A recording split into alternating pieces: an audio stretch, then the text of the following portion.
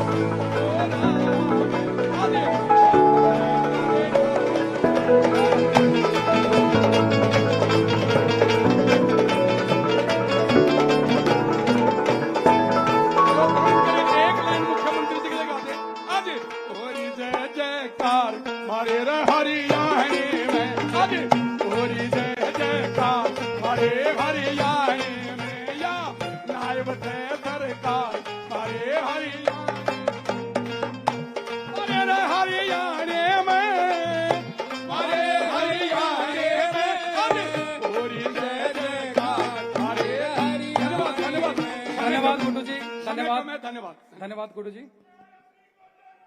भगवान परशुराम की।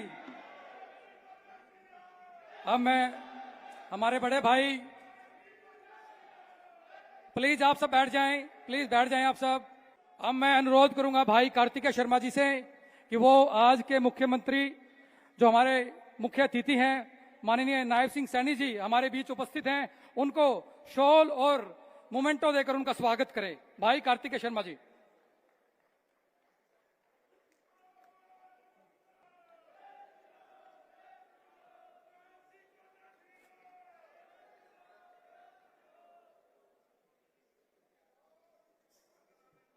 तालियां बजाते रहें।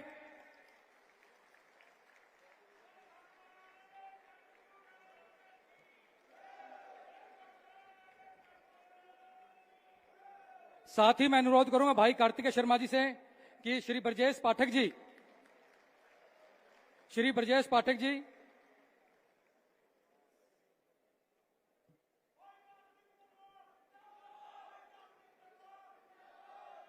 साथ ही मैं अनुरोध करूंगा भाई कार्तिकेय शर्मा जी से श्री ब्रजेश पाठक जी जो डिप्टी सीएम है यूपी के, उनका भी स्वागत किया जाए और जोरदार तालियों के साथ स्वागत किया जाए।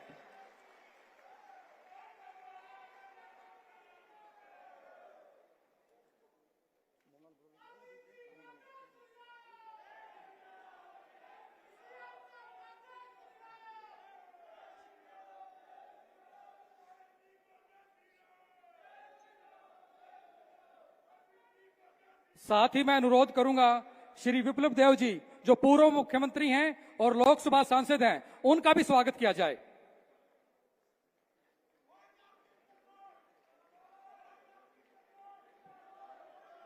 साथ ही मैं निवेदन करूंगा श्री सुरेंद्र नागर जी जो राज्यसभा सांसद हैं, उनका भी स्वागत किया जाए।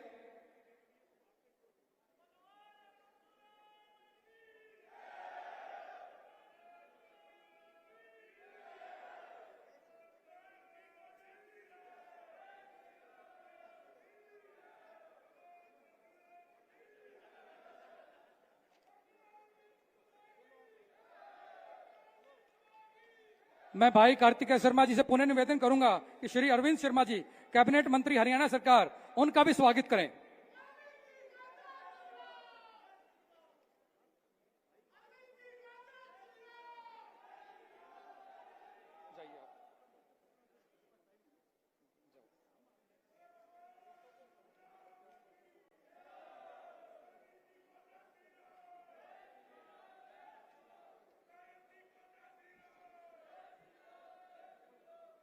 धन्यवाद। सभी साथी अपना स्थान ग्रहण कर लें।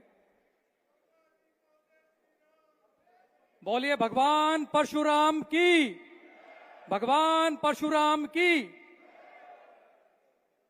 सबसे पहले मैं निवेदन करूंगा डॉक्टर अरविंद शर्मा जी जो कैबिनेट मंत्री हैं हरियाणा सरकार, वो प्लीज माइक तक आएं और अपना संबोधन दें। डॉक्टर अरविंद शर्मा जी, एक बार जोरदार तालियों के साथ स्वागत किया जाएगा। भारत माता की जय श्री राम। बोलो भगवान परशुराम की, बोलो भगवान परशुराम की। आज के इस बहुत ही ऐतिहासिक मौके पर माननीय मुख्यमंत्री जी, 36 बिरादरी के नेता, हम सब के चहेते, नौजवानों के हितैषी, महिलाओं के संरक्षक, गरीबों के हितैषी, बीसी ओबीसी के हितैषी आज हमारे बीच में हैं। जोरदार तालियां बजा करके माननीय मुख्यमंत्री जी का स्वागत करें। उनके साथ हमारे बहुत ही चहेते यूपी की आवाज, और कोई जब यूपी की आवाज मैं कहूंगा तो देश की आवाज, और यूपी में विप्र समाज को एकजुट करने वाले, एक नाके में से पौने वाले भाई ब्रजेश पाठक जी, जोरदार तालियां बजा करके ब्रजेश पाठक जी का स्वागत करें।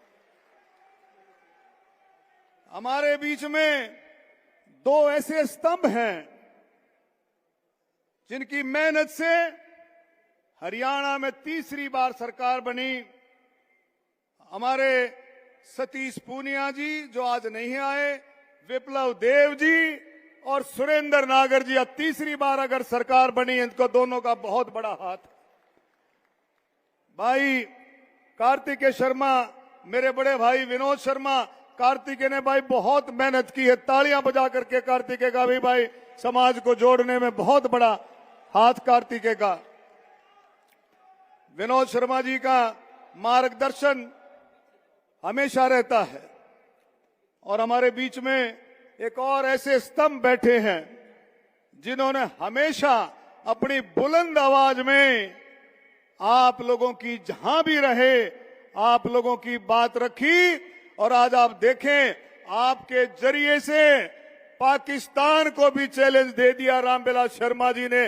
आपके जरिए से विप्र समाज क्या चाहता है। हमारे बीच में हमारी बहन रेखा शर्मा जी, जो आपकी आवाज बनकर के पार्लियामेंट में गूंजती हैं। रेखा शर्मा जी बतौर सांसद के हमारे बीच में है। रेखा शर्मा जी हमारे बीच में, हमारे साधु संत, हमारे बहुत ही विद्वान, हमारे सभी सारे साथी बैठे हैं। हमारे बीच में डीपी वत्स जी, जिन्होंने करके दिखाया था। जब एचपीएससी के चेयरमैन थे तो ये दिखा दिया था कि आपकी कलम में कितनी ताकत है। डीपी वत्स जी ने उस समय ये दिखा दिया था।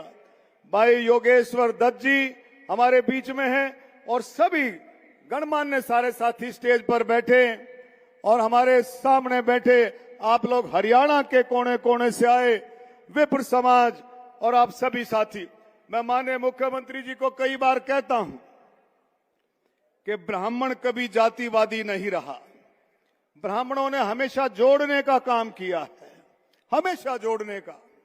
ब्राह्मण अगर जातिवादी होता तो इस देश के कई टुकड़े हो गए होते। अगर ब्राह्मण जातिवादी होता, आप देखिए, जैसे माननीय मुख्यमंत्री जी गौ माता के अंदर 33 करोड़ देवी देवताओं का वास गौ माता के अंदर है, तो ऐसे ही ब्राह्मणों के अंदर 36 बिरादरी का वास अगर है तो ब्राह्मणों के अंदर है 36 बिरादरी का। सभी समाजों को साथ लेकर के चलने की ताकत अगर किसी में है तो ब्राह्मणों में है। तो मैं आपसे कहूंगा माननीय मुख्यमंत्री जी, छोटा करूंगा क्योंकि आप लोगों को, बहुत सारे साथियों को बोलना है। मैं एक ही बात कहूंगा कि जो उम्मीद है, जो ब्राह्मणों को उम्मीद है, माननीय मनोहर लाल खट्टर जी ने कई शुरुआत की। जब करनाल में स्टेट ने, राज्य ने राज्य स्तरीय जब ब्राह्मण सम्मेलन किया था, भगवान परशुराम जयंती मनाई थी, 2021 की बात है मेरे ख्याल, उस समय कई घोषणाएं हुई थी। मैं एक चाहूंगा माननीय मुख्यमंत्री जी, उन सभी घोषणाओं को आप विचार करके उनको लागू किया जाए। और एक और माननीय मुख्यमंत्री जी, ये देखो हमारा काम है आपके सामने बात रखने का, आपका काम है उन बातों को मानने का, लेकिन मैं कहूंगा जो इकोनॉमिकल वीकर सेक्शन है, जो इकोनॉमिकल वीकर सेक्शन की ब्राह्मणों की आवाज है, उसको भी आप उठा करके उस काम को भी करने का कोशिश करें, क्योंकि ब्राह्मणों को इस बात का पता है कि आप जिस काम को हाथ में लेते हो उस काम को करके छोड़ते हो। आप वादे के धनी हो, आप वायदों को पूरा करते हो, आप जुबान के धनी हो। आपने चुनाव से पहले कहा था कि नौजवानों को बनते ही नौकरी नियुक्ति पत्र दूंगा। आपने 1 मिनट की देरी नहीं लगाई। आपका जब मुख्यमंत्री की घोषणा हुई, शपथ से पहले ही आपने जो है उस पर दस्तखत करके ये दिखा दिया कि नायब सैनी जो कहता है वो करता है। इसी तरह से डीएससी समाज का भी आपने करके दिखाया, जो आपने कहा वो किया। तो मेरी आपसे प्रार्थना है और मुझे पूरी उम्मीद है माननीय मुख्यमंत्री जी, आज हरियाणा के कोने कोने से लोग आए हैं। मैंने पहले भी आपसे बात रखी, मैं आपका धन्यवाद देता हूं माननीय मुख्यमंत्री जी। आपने स्टेट लेवल का भगवान परशुराम जयंती का कार्यक्रम दे करके लोगों के ऊपर एक बहुत बड़ी बात की है। गौड़ ब्राह्मण विद्या प्रचारिणी एक ऐसी संस्था है जिसमें 80,000 के करीब मेंबर हैं। एक ऐसी संस्था जो विप्र समाज की आत्मा जुड़ी हुई है, उसको भी ध्यान करके माननीय मुख्यमंत्री जी जो आपने प्रोग्राम दिया है उसको भी सफल बना। और मैं आपको स्टेज से वायदे से कहता हूं, वो ऐसी संस्था है, वो उसमें इतनी आत्मा जुड़ी है, उस प्रोग्राम में 1 लाख से भी ज्यादा विप्र समाज आएगा, क्योंकि आत्मा जुड़ी हुई है। अगर 90,000 भी हो तो भाई हम राजनीति छोड़ देंगे। उस समाज के अंदर विप्र समाज इतना जुड़ा हुआ है उस संस्था के साथ। गौड़ ब्राह्मण विद्या प्रचारिणी जो माननीय मनोहर लाल जी ने वो जो जमीन दी, उसके लिए मैं धन्यवाद करता हूं माननीय मनोहर लाल जी का। और मैं कहूंगा माननीय मुख्यमंत्री जी, उस दिन आप माननीय मनोहर लाल जी को भी लेकर के आए, हम सब उनका भी धन्यवाद करेंगे, क्योंकि बहुत बड़ी बात उन्होंने की है। माननीय प्रधानमंत्री जी के दिशा निर्देश में आज जो पहलगांव में हुआ उसकी हम निंदा करते हैं और ये प्रस्ताव पास करते हैं कि भाई पाकिस्तान को माननीय प्रधानमंत्री जी, इसमें कोई शक नहीं है, माननीय प्रधानमंत्री जी ने 5 कदम ऐसे उठाए हैं। अटारी बॉर्डर पर रोक लगाई पाकिस्तान के नागरिकों के आने जाने पर। आपने फौरन सिंधु नदी समझौता जो 1960 का था उस पर रोक लगाई। बहुत सारे काम आपने ऐसे कर दिए 5, जिसमें रोक लगा करके आपने एक संदेश दे दिया कि देश क्या चाहता है। और देश की 140 करोड़ जो जनता चाहती है वही माननीय प्रधानमंत्री जी चाहते हैं। मैं आप सबका तहे दिल से धन्यवाद करता हूं। माननीय मुख्यमंत्री जी, समाज का इसी तरह से ध्यान रखते रहो, ये आपके साथ रहेगा समाज। और आप तीसरी बार नहीं, चौथी बार, 5वीं बार, पता नहीं कितनी बार आप विप्र समाज का ध्यान रखो। आप क्या पता कितनी बार मुख्यमंत्री बनोगे, ये भी गारंटी की बात है। इन्हीं शब्दों के साथ मैं सभी साथियों का, जिनका नाम नहीं लिया, हमारे जिला अध्यक्ष पंचकुला के बैठे हैं, जिनका नाम हमारे पिछली रो में हमारी जो है बंतो कटारिया जी बैठी हैं, सभी का मैं तहे दिल से धन्यवाद करता हूं। हमारे राइट लेफ्ट सारे संतों का, महानुभावों का और कोने कोने से आए मेरे बुजुर्ग, नौजवान, महिलाओं का मैं तहे दिल से धन्यवाद करता हूं। प्रेस के भाइयों का धन्यवाद। जय हिंद। बोलो भगवान परशुराम की। धन्यवाद शर्मा जी। अब मैं अपनी टीम से निवेदन करूंगा कि सीएम साहब को पगड़ी बांधकर उनका सम्मान बढ़ाया जाए।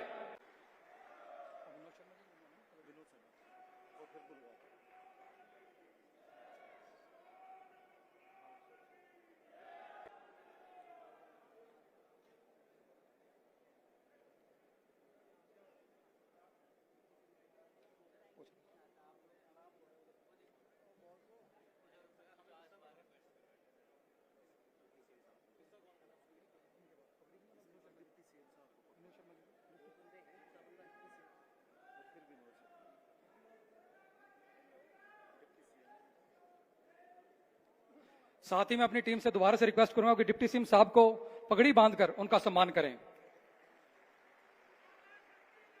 श्री ब्रजेश पाठक जी, आप डिप्टी सीएम हैं यूपी से, आपका बहुत बहुत स्वागत है।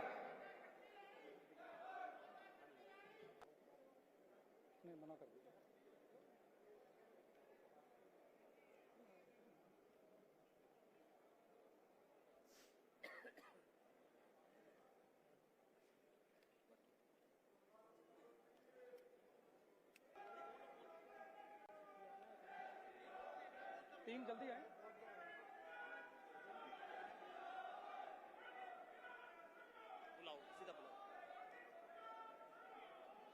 अब मैं रिक्वेस्ट करूंगा पंडित विनोद शर्मा जी, पूर्व कैबिनेट मंत्री, भारत सरकार और हम सबके दुख सुख के साथी, प्लीज आप मंच पर आ जाएं और हमारा मार्गदर्शन करें। सम्माननीय यशस्वी शिक्षक, हरियाणा के मुख्यमंत्री नायब सैनी जी, उत्तर प्रदेश के उप मुख्यमंत्री, ब्राह्मण समाज की आन शान श्री ब्रजेश पाठक जी, स्वामी संपूर्णानंद महाराज जी, हमारे हरियाणा के राजनीति में मैं अगर कहूं कि राजनीतिक गुरु तो गलत नहीं होगा, क्योंकि हर चुनाव में पिछले कुछ वर्षों से विप्लव Dev ji member of parliament चुनाव में, श्री सुरेंद्र नागर जी जो मेंबर पार्लियामेंट है उनके साथ मिलकर हरियाणा में भारतीय जनता पार्टी को विजय दिलवाने में जो कोशिश और योगदान उनका है उसकी सराहना करनी पड़ेगी। हमारे आज के समारोह के आयोजक श्री कार्तिकेय शर्मा जी, मेंबर पार्लियामेंट, श्रीमती शक्ति रानी जी, आपके शहर से बहुत ही लोकप्रिय और आपके साथी मेंबर पार्लियामेंट रेखा शर्मा जी, मैं उनसे कह रहा था कि आपके शहर में कितना प्यार भरा है, आप देख लीजिए, आपके लिए और समाज के लिए कितना प्यार है, आप इस शहर के लोगों के इकट्ठ से देख लीजिए कितना प्यार भरा है। हमारे एक्स मेंबर पार्लियामेंट डीपी वत्स जी, श्री अजय मित्तल जी, भारतीय जनता पार्टी के जिला अध्यक्ष, श्री रामविलास शर्मा जी, बहुत ही कर्मठ कार्यकर्ता हैं भारतीय जनता पार्टी। मैं इनका मन से बहुत सत्कार करता हूं। I respect him from my core of my heart. इन्होंने जिंदगी भर सिर्फ एक ही उद्देश्य रखा कि कैसे भारतीय जनता पार्टी को मजबूत और सशक्त बनाना है हरियाणा में। आज हमारे साथ वो भी विराजमान हैं और अभी अभी मेरे से पहले बोलकर गए हैं हमारे बहुत ही मजबूत मंत्री हैं और मेरे छोटे भाई डॉक्टर अरविंद शर्मा जी,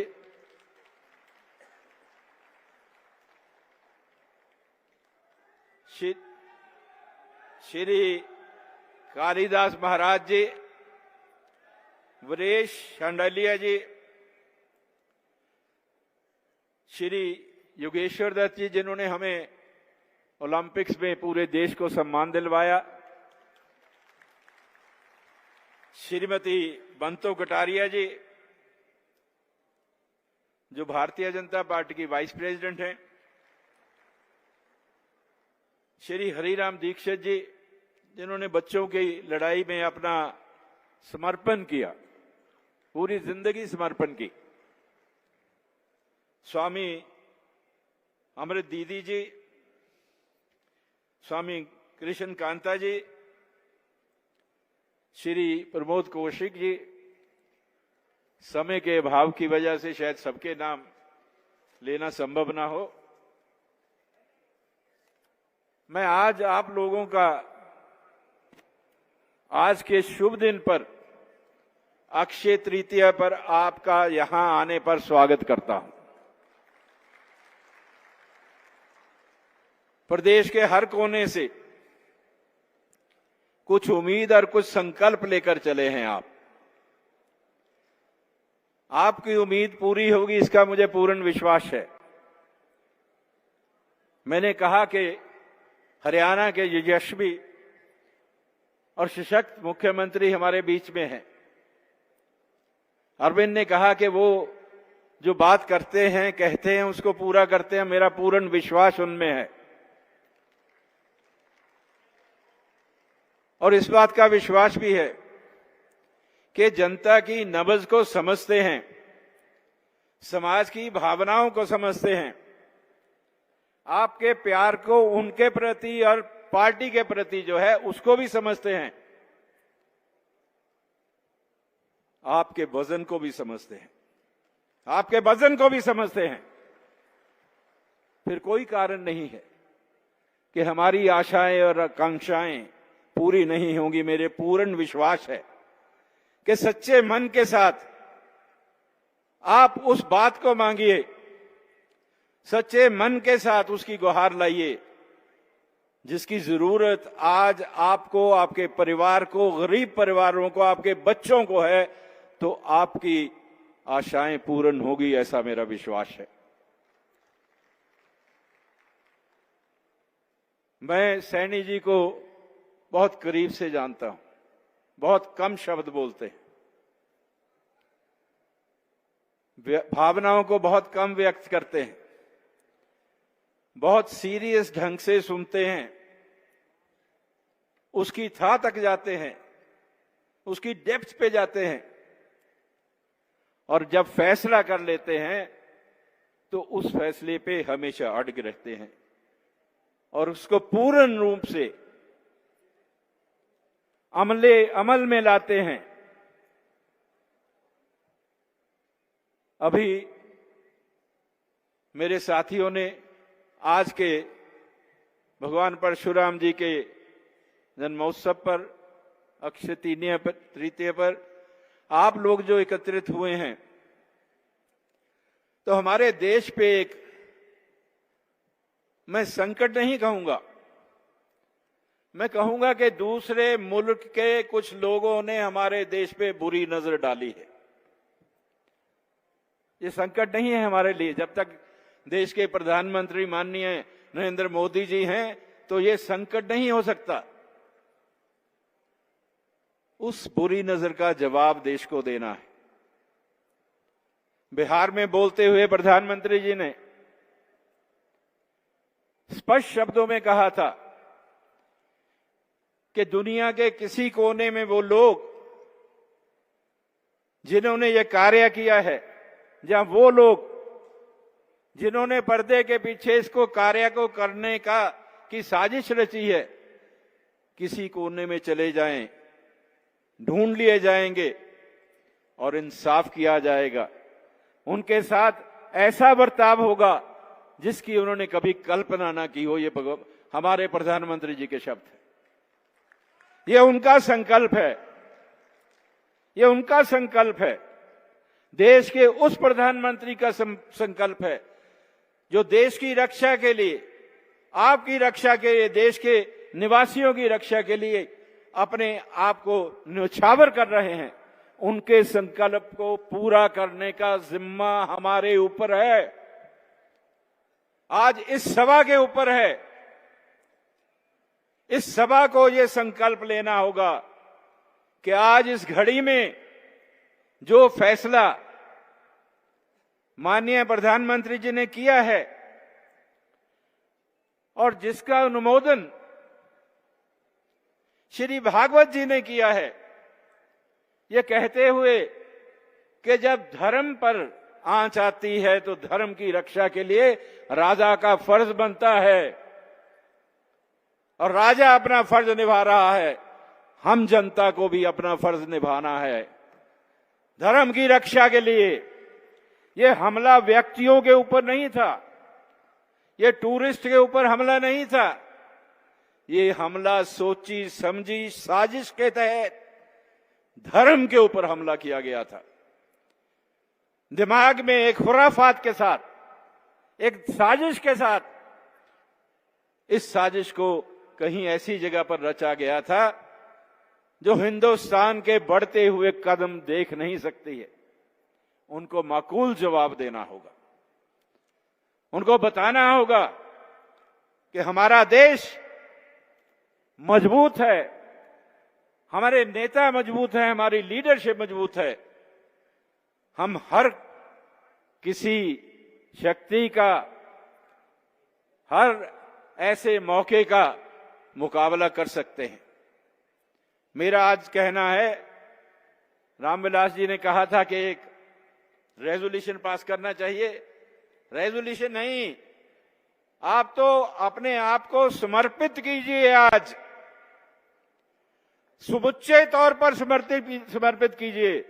जो लोग यहां पर आए हैं वो उनके परिवार, उनके जानने वाले, पूरा हरियाणा, पूरा समाज इस बात को समर्पित करें कि कुछ भी हो जाए, कितनी भी कुर्बानी देनी पड़े, हम इस संकल्प को पूरा करेंगे जो प्रधानमंत्री जी ने लिया है। हाथ खड़े करके मेरा समर्थन मेरे इस प्रस्ताव पर, रामविलास जी के प्रस्ताव पर सारे अपनी मोहर लगाइए, हाथ खड़े कीजिए। धन्यवाद, बहुत बहुत धन्यवाद। इसी संदर्भ में इतना कहना चाहूंगा कि हम, अरविंद जी ने भी कहा, मैंने भी कहा, मुख्यमंत्री जी से हमने गुजारिश की, लेकिन साथ साथ ये भी जानता हूं आपके मन में जो भावनाएं हैं, आपके मन में जो शक्ति है, आपके मन में जो मजबूती है, आप समाज के तौर पर अग्रणी सोच रखते हैं।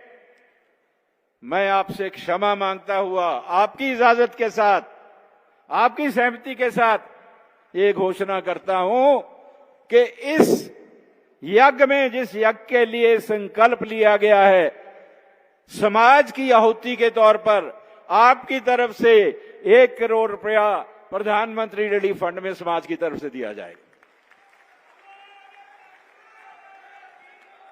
आपकी तरफ से अभी अभी अरविंद जी ने, ये भी एक राज्य स्तरीय स्टेट लेवल का फंक्शन है, ये पहले भी होता रहा, करनाल में 2 बार हुआ।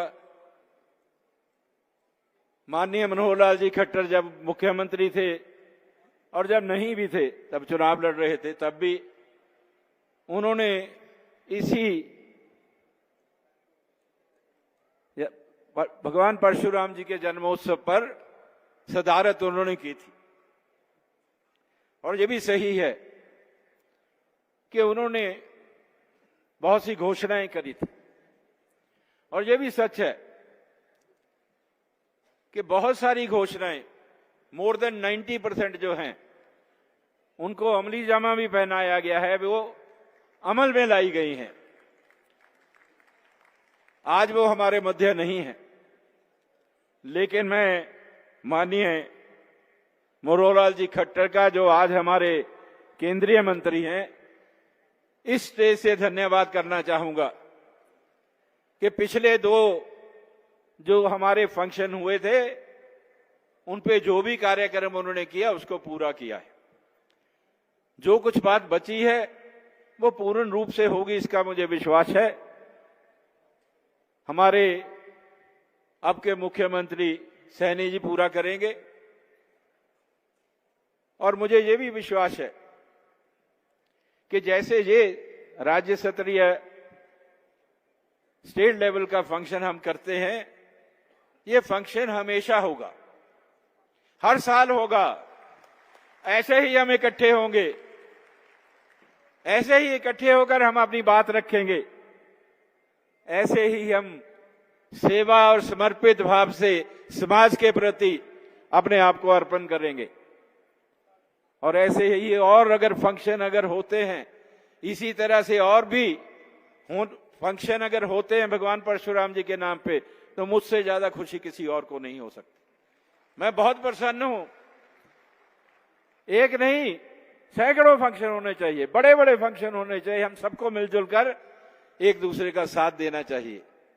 मैं तो सिर्फ एक शब्द में अरविंद जी ने ये जरूर कहा कि हमारे जो विप्र समाज के गरीब बच्चे हैं, उनके बारे में वो कहना चाहते थे, संकोच कर गए, रुक गए थोड़ी बात पे, पूरी बात नहीं कह सके। अब मैं उनकी बात पूरी करता हूं। इजाजत है अरविंद जी? मैं पूरी कर सकता हूं बात जो आपने शुरुआत की है। वो जो विप्र समाज के गरीब बच्चों की बात अरविंद जी ने शुरू की थी, उनके लिए हिंदुस्तान में पहली बार 10% आरक्षण नौकरियों में हरियाणा में तय मैंने करवाया था।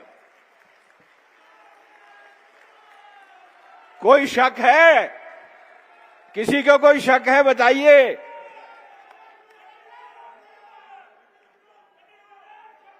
लेकिन हमारी बदकिस्मती है, वो 10% में जो हिस्सा हमारे विप्र समाज को मिलता था, आज वो कानून पूरे देश में लागू है। आज 10% जनरल कैटेगरी में इकोनॉमिकली वीकर सेक्शन के बच्चों को पूरे देश में रिजर्वेशन है। हमारे विप्र समाज के बच्चों की इसमें कुछ हानि हुई है। हमें इसका खमियाजा भुगतना पड़ा है। हालांकि हम खुश हैं कि जनरल समाज के सभी व्यक्तियों को, सभी वर्गों को मिल रहा है। लेकिन सैनी जी, मैं आपसे गुजारिश करूंगा कि इस पे विचार कीजिए। हम ये कह रहे हैं जो हमारा नुकसान हुआ है उसकी भरपाई करवा दीजिए थोड़ी।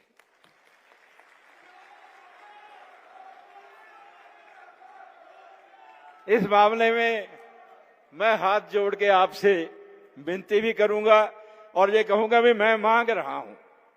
मैं नहीं कहता कैसे होगा, मैं जानता हूं मुश्किलें हैं, इसमें मुश्किलें हैं।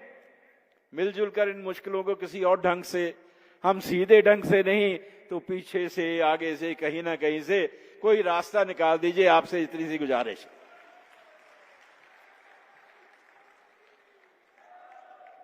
ब्राह्मण समाज के बहुत सारे लोग, बहुत सारी मीटिंगों में जाता हूं।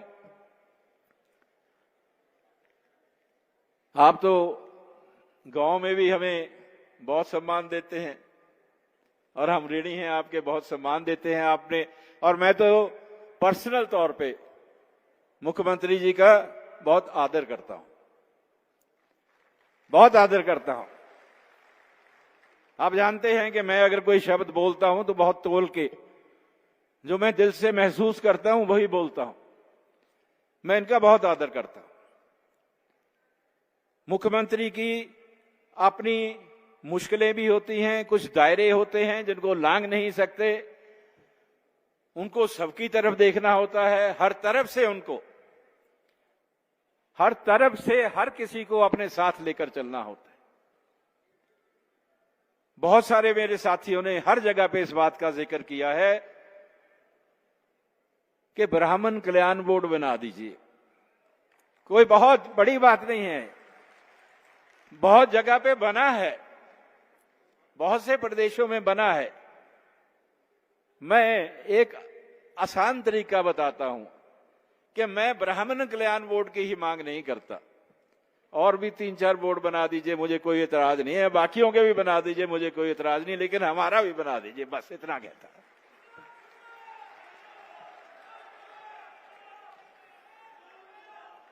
उसके जरिए क्या है, मेरे मन में सीधी सी बात है, मैं सिर्फ उन व्यक्तियों को, मेरे साथ बहुत सारे मेरे ही परिवार के, मेरे ही समाज के लोगों ने नाराजगी जाहिर की थी, कुछ आज भी नाराज हैं।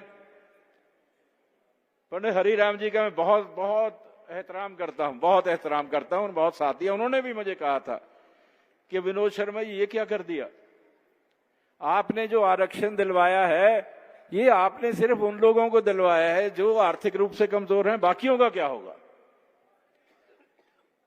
माननीय मुख्यमंत्री जी, मैंने उनसे यही कहा था कि इस कानून के तहत वो हर व्यक्ति जिसकी जमीन 5 एकड़ से कम है, जिसकी आमदनी 2 लाख रुपए सालाना से कम है, वो हर व्यक्ति जिसके घर में एक सरकारी नौकरी नहीं है, वो हर व्यक्ति इसके अंदर कवर होगा। तो मैंने यही प्रश्न पूछा था कि ऐसे कितने व्यक्ति हैं हमारे समाज में, तो उन्होंने कहा कि पता नहीं। मैंने कहा ऐसे 97% से 98%, 98% परिवार ऐसे हैं जिनके पास 5 एकड़ से कम जमीन है। 98% परिवार ऐसे हैं जिनके यहां सरकारी नौकरी नहीं है। 98% परिवार ऐसे हैं जिनके यहां 2.5 लाख रुपए की सालाना आमदनी नहीं है। तो अगर 98% व्यक्तियों का फायदा होता हो तो भाई 2% मेरे से नाराज होंगे, अरे हाथ जोड़ के मना लूंगा, चलने दो, से होने दो। मैं अपना आपका समय और नहीं लूंगा। मैं अंत में इतना ही कहूंगा कि मुख्यमंत्री साहब, मैं उन परिवारों की बात कर रहा हूं, मैं उन 98% परिवारों की बात कर रहा हूं जिनके बच्चों को नौकरियां चाहिए, जिनके घर में लड़कियां हैं, शादी नहीं हो सकती है क्योंकि गरीब हैं। उनके लिए आपके सामने ये प्रश्न मैंने रखे हैं। मुझे पूरा विश्वास है कि आप इनको पूरा करेंगे, अपने ढंग से करेंगे। और साथ ही अब 1 से 1 2 11, 1 और 1 2 11, अरविंद जी कह रहे हैं मैं पहरावर में फंक्शन कर रहे हैं, मुझे बहुत खुशी है। मैं सबको कहता हूं कि पहरावर के फंक्शन में जाइएगा, उसकी शान बढ़ाएंगे। अगर उन्होंने 1 लाख लोगों का दावा किया है तो हमारा फर्ज बनता है कि हम 1 लाख पूरा करें वहां पे, सबको जाने के लिए कहता हूं। लेकिन अरविंद जी, मैं ये आपसे जरूर कहूंगा कि पहरावर की जमीन पे गौड़ संस्था की आपने बात करी है। गौड़ संस्था एक बहुत बड़ी संस्था है। दुख होता है कि आज गौड़ संस्था को आप लोग नहीं चला रहे हैं, आप लोग नहीं चला रहे हैं गौड़ संस्था को, सरकार की तरफ से नियंत्रण हो रहा है। अब सरकार को करना पड़ रहा है क्योंकि हम लड़ रहे हैं, हम आपस में एक नहीं हैं, तो सरकार को नियंत्रण करके सरकार को चलाना पड़ रहा है। अगर 80,000 मेंबर हैं, 1 लाख से ज्यादा मेंबर आप कह रहे हैं कि बनेंगे, तो ऐसा क्या कारण है कि हम खुद अपनी संस्था को नहीं चला सकते? कोई तो कारण होगा। और आज अगर हमारे पास 10-12 एकड़ जमीन मिली है तो हमने क्या करना है उस पे? उस जमीन को माननीय मनोहर लाल खट्टर जी ने दिया और 2 लाख रुपया साल का उसका किराया है। 12 एकड़ है, कितनी जमीन है?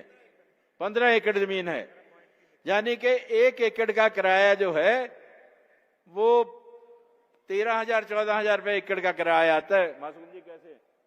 ठीक है, इतना किराया आता है। जो बटाई पे जमीन देते हैं ना, वहां पे वो भी 60,000-50,000 रुपये एकड़ का किराया ले लेते हैं खेती की जमीन का। ये तो शहर के बीच में है, जो मर्जी बना सकते हो। तो क्यों नहीं धन्यवाद करेंगे हम उनका? उनका धन्यवाद करते हैं, लेकिन उसका करेंगे क्या? जमीन का लेके रखने में क्या फायदा? 50 लाख की एफडी जो बनी है उस पैसे से आने वाले जितने भी वर्ष हैं, मेरे ख्याल में 30 साल या 90 साल के लिए है, फॉर 33 साल आगे एक्सटेंडेबल है। कितनी बार? तो 99 साल की बात होगी। 99 साल में ये 2 लाख रुपया साल का जो किराया है उसका इंतजाम मैंने कर दिया था, एफडी बनवा दी है। जितना पैसा हर साल जाएगा उसमें से बचेगा, आपको नहीं देना पड़ेगा, एक पैसा भी, एक भी पैसा नहीं देना पड़ेगा। लेकिन आगे क्या करना है? 15 एकड़ जमीन पे आप और मैं दोनों मिलकर करेंगे, कोई बात नहीं। लेकिन मेरे मन में ये है कि उस जमीन पे बहुत बड़ा मेडिकल कॉलेज और हॉस्पिटल बनना चाहिए। और मैं नहीं कहता कि सिर्फ सरकार बनाएगी, हम भी अपना योगदान देंगे। हम कहां से कमजोर हैं, क्यों नहीं दे सकते हैं? हम सब मिलकर देंगे। आपने कहा मेंबरशिप, मैंने कहा सरकार, मैं चाहता हूं कि वहां के चुनाव कराए जाएं। चुनाव कराने के लिए मेंबरशिप बनाई जाए, किसी एक व्यक्ति का, और ये भी हो कि किसी एक व्यक्ति का या एक ग्रुप का मामला नहीं होना चाहिए। ये गॉड संस्था पूरे हरियाणा की है। पूरे हरियाणा से आप कह रहे हैं 1 लाख आदमी, 1 लाख मेंबर बना दीजिए। मेंबरशिप आज 1100 रुपए है, आप मेंबरशिप 5000 रुपए कर दो, 2000 रुपए कर दो, 1 लाख मेंबर बनाओ, 20 करोड़ रुपए इकट्ठा होता है। 20 करोड़, 20 करोड़ सीड मनी जिसको बोलते हैं, सीड मनी। उससे सीड मनी के साथ 20 करोड़ के साथ फिर सरकार से भी मदद लेंगे, लोगों से भी मदद लेंगे, और फिर हम अपना कॉलेज, अपना हॉस्पिटल गॉड संस्था की तरफ से बनाएंगे, जिसको आप लोग चलाएंगे, आप लोग फैसला करेंगे। मेंबरशिप बनाएगी जिसको चलाना है, उसकी मैनेजमेंट कमेटी होगा, उसका अध्यक्ष होगा, और आपके बच्चे वहां लगेंगे, आपके बच्चे वहां पढ़ेंगे, वहां से डॉक्टर बन के निकलेंगे, पूरे देश में जाएंगे। तो अरविंद जी से जब वहां पे आप पहरावर में फंक्शन करोगे तो ये 2 बातों पे मेरी पे गौर करना। एक तो जो गरीब बच्चों की नौकरियों के लिए आप अपना समर्थन दे रहे हैं, उस पे आगे बढ़ाना, और एक ये गॉड संस्था के बारे में मैं बहुत बहुत आपका धन्यवाद करता हूं। मुख्यमंत्री जी आपका भी, deputy chief minister Pathak ji आपका भी बहुत बहुत धन्यवाद करता हूं। विप्लव देव जी का, नागर जी का, संतों का, और मेरे छोटे भाई रामविलास शर्मा जी का बहुत बहुत धन्यवाद। मेरे साथ भगवान परशुराम जी का जयकारा लगाइएगा। भगवान परशुराम जी की, भगवान परशुराम जी की, भगवान परशुराम जी की। धन्यवाद।